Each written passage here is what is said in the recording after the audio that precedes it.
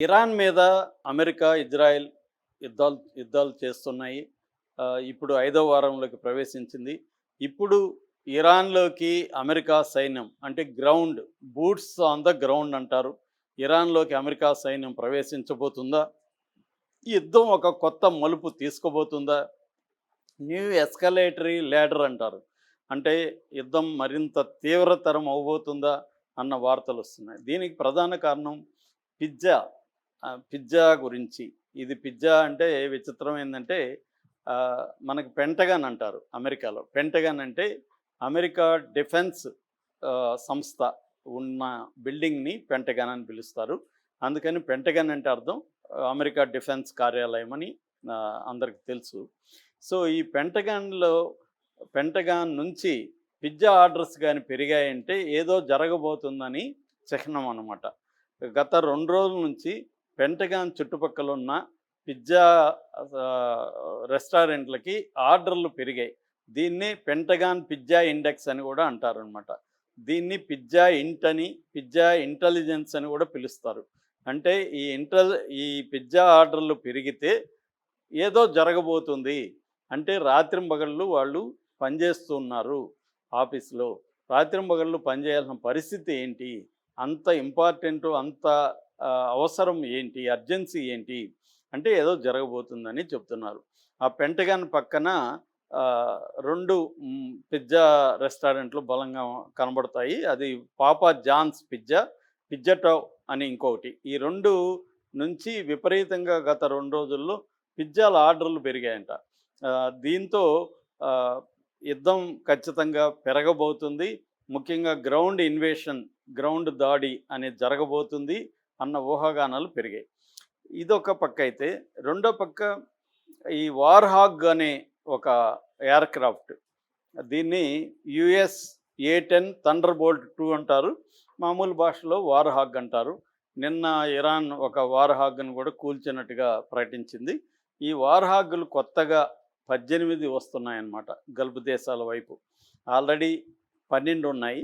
ఇప్పుడు ఒక 18 వస్తున్నాయి. అంటే 30 వార్‌హాగ్‌లు వస్తున్నాయి. ఎందుకు వార్‌హాగ్‌లు 30 వస్తున్నాయంటే, మామూలుగా అమెరికా సైన్యం ఏ దేశం మీదైనా గ్రౌండ్‌లో దాడి చేసినప్పుడు ఈ సైన్యానికి అండగా ఈ వార్‌హాగ్‌లు పైన ఆకాశంలో ఎగురుతూ ఉంటాయన్నమాట. ఇవి లో అండ్ స్లో అంటారు వీటిని. అంటే లోగా గాల్లో ఎగురుతూ ఉంటాయి. మెల్లగా లాయిటరింగ్ అంటారు. అక్కడక్కడే ఉంటాయి చాలాసేపు. అంటే ఇవి అక్కడి నుంచి పైనుంచి వాళ్ళు మొత్తం పరిశీలిస్తుంటారు. అమెరికన్ సైనికుల మీదకి ఎవరైనా దాడులు చేసే పరిస్థితి ఉన్నా, లేకపోతే ఎక్కడైనా ఏమైనా అనుమానాస్పదంగా కనబడినా వాళ్ళు బాంబులేసి వాళ్ళని చంపేస్తారు. అంటే అమెరికా సైనికులకి రక్షణ కవచంగా ఈ వార్‌హాగ్ విమానాలు ఉంటాయి. అవి ఇప్పుడు కొత్తగా 18 వస్తున్నాయి. ఆల్రెడీ 12 ఉన్నాయి. అంటే 30 వార్‌హాగ్ విమానాలు ఎందుకొస్తున్నాయి? అంటే క్లియర్‌గా అమెరికా సైన్యం ఇరాన్ భూభాగంలోకి వెళ్ళబోతుంది. వాళ్ళకి రక్షణగా ఈ వార్‌హాగ్‌లు వస్తున్నాయి. ఇవి గంటకి 70 షెల్స్‌ని వేగంతో, ఒక గంటకి కాదు సారీ, ఒక సెకన్‌కి 70 షెల్స్‌ని అవి రిలీజ్ చేయగలవు అన్నమాట. అంత వేగంగా అవి కొట్టగలవు. సో, ఇది ఒక కారణం. ఇదంతా కూడా సిఎన్ఎన్ఏ రాసింది.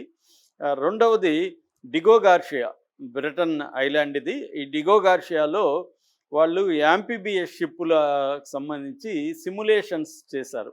అంటే ప్రాక్టీస్ చేశారనమాట. యాంఫిబియస్ షిప్ అంటే షిప్పు సముద్రంలో ఉంటుంది. దాంట్లో నుంచి చిన్న చిన్న షిప్పుల్లాంటివి ఆహ్, నీటిలో నుంచి ఐలాండ్ కాకపోతే భూభాగం మీదకి వస్తాయన్నమాట. ఆ సైనికులు దాని ద్వారా భూభాగంలోకి ఎంటర్ అవుతారు. భూభాగంలోకి వచ్చినాక కూడా అది భూమి మీద కూడా ట్రావెల్ చేయగలుగుతుంది.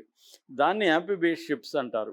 సో, దాంట్లో ప్రాక్టీస్ చేస్తున్నారంట అమెరికా సైనికులు డిగో గార్షియాలో. ఇది రెండవది.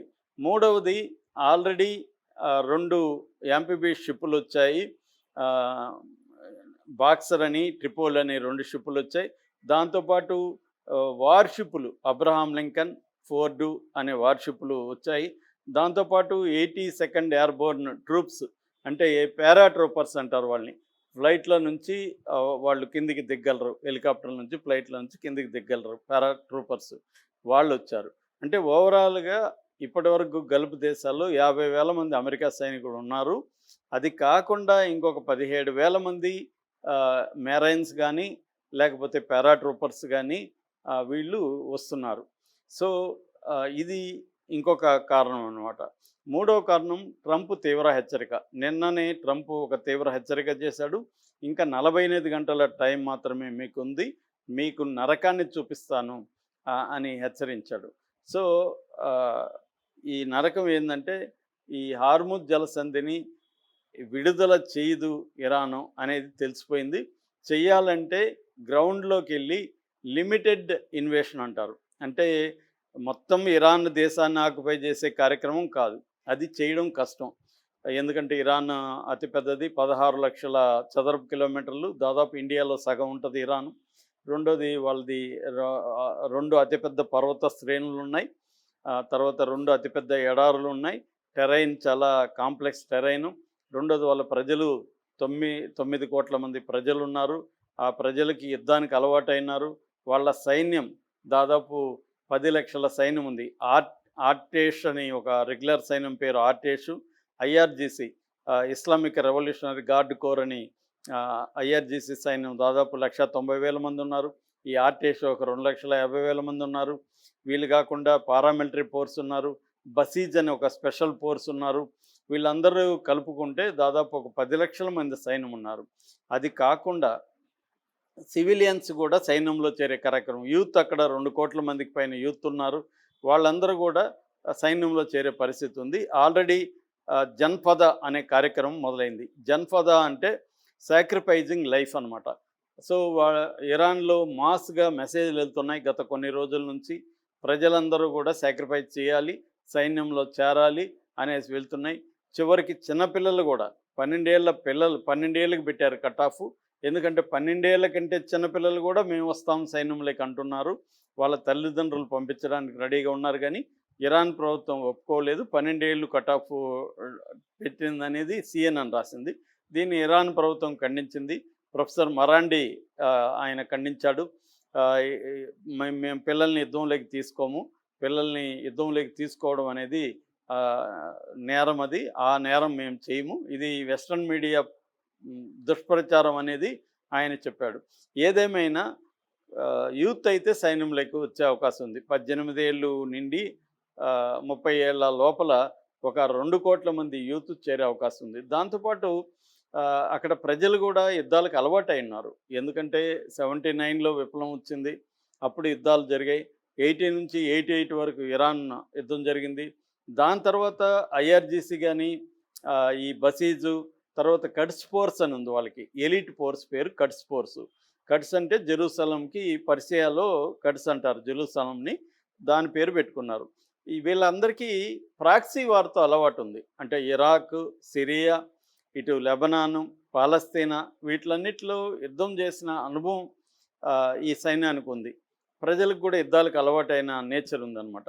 సో, గెరిల్లా దళాలు, సివిల్ గెరిల్లా దళాలు ఫామ్ అయ్యే అవకాశం ఉంది.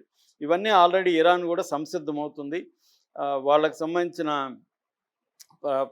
ఫారిన్ మినిస్టర్ అబ్బాస్ అరాక్చి నిన్న ఒక సీరియస్ ఛాలెంజ్ చేశాడు ట్రంప్‌కి. నీకు నిజంగా దమ్ముంటే మీ సైన్యాన్ని, బెస్ట్ సైన్యాన్ని, మీ సైన్యంలో బెస్ట్ బెటాలియన్స్‌ని మా ఇరాన్‌లోకి పంపించు. నీకు దమ్ముంటే పంపించు. ఒకవేళ మీరేమన్నా ఎయిర్ మార్గం గుండా ఫ్లైట్లలో రావడానికి భయపడుతుంటే మా ఫ్లైట్లను పంపించి మేము మీకు ఇరాన్లోకి దింపేట్టుగా చేస్తాము అనే ఛాలెంజ్ కూడా విసిరాడు. అలాగే హార్ముజ్ జలసంధిని మేము క్లోజ్ చేస్తే 100 ఏళ్ళైనా ఎవడు దాన్ని ఓపెన్ చేయలేడు అనేది కూడా ఆయన ఛాలెంజ్ చేశాడు. సో, ఒక పక్క అమెరికా సిద్ధమవుతుంది. దాన్ని ఎదుర్కోవడానికి ఇరాన్ కూడా సిద్ధమవుతుంది. ఇంకోవైపు అసలు మీరు కానీ దాడి చేస్తే మేము కమ్యూనికేషన్ ఛానల్స్ క్లోజ్ చేస్తాము. డిప్లొమాటిక్ ఛానల్స్‌ని క్లోజ్ చేస్తాము. అసలు ఇంకా చర్చలు ఉండవు. అదేదో మన అల్లు అర్జున్ సినిమాల డైలాగ్ లాగా మాట్లాడుకోవడం అనేది ఉండదు అన్న పద్ధతిలో కూడా ఇరాన్ వార్నింగ్ ఇస్తుంది. సో, ఇక్కడ ట్రంప్ స్ట్రాటజీ ఏందంటే, ఒకటి కార్గిల్ ల్యాండ్‌ని పట్టుకోవడం. కార్గిల్ ల్యాండ్ గురించి మనం అనేక సార్లు చెప్పుకున్నాం. అది ఇరాన్‌కి గుండెకాయ లాంటిది. 90% ఆయిల్ అక్కడి నుంచే ఎక్స్‌పోర్ట్ అవుతుంది. అక్కడ మిలిటరీ స్థావరాలు, పైప్ లైన్స్ ఇవన్నీ ఉంటాయి. సో, దానికి తన కంట్రోల్‌లో పట్టుకుంటే ఇరాన్ దిగి వస్తుందనేది ట్రంప్ లక్ష్యం. రెండోది ఈ హార్మూజ్ జలసంధి దగ్గర ఉన్న కొన్ని ఐలాండ్స్ ఉన్నాయి. ఆ islands Lavan Lavan Island, Qeshm Island, Lavak Island, Abu Musa Island, Greater Tunb, Lesser Tunb, Hormuz Island. ఈ ఐలాండ్లు కానీ తన కంట్రోల్కి తీసుకుంటే ఇరాన్ అక్కడి నుంచి ఫైట్ చేయలేదు. కాబట్టి హార్మూజ్ జలసంధిని విడుదల చేయొచ్చు అనేది ట్రంప్ ప్లాను. దీన్ని లిమిటెడ్ ల్యాండ్ ఇన్వేషన్ అని పిలుస్తున్నారు. ఇది జరిగే అవకాశం అయితే మనకు అన్ని రకాలుగా కనిపిస్తూ ఉంది.